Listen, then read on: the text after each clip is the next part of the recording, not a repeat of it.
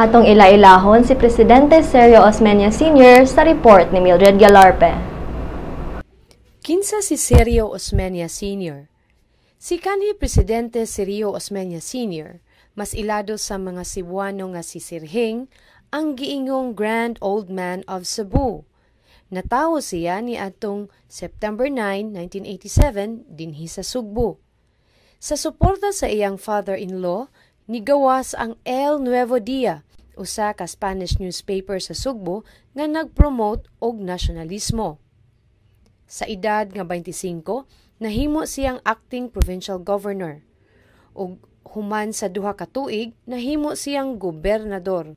Nahimo siyang delegado sa Philippine National Assembly ni adtong 1907, hangtod nahimo siyang speaker sa National Assembly sulod sa 15 ka tuig.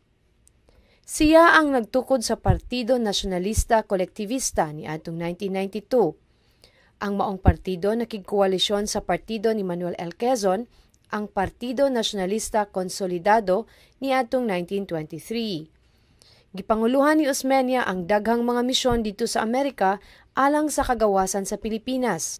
Nahimo siyang vice-presidente ni Manuel L. Quezon ni atong 1935. Nahimo siyang vice-presidente hangtod sa panahon sa Hapon.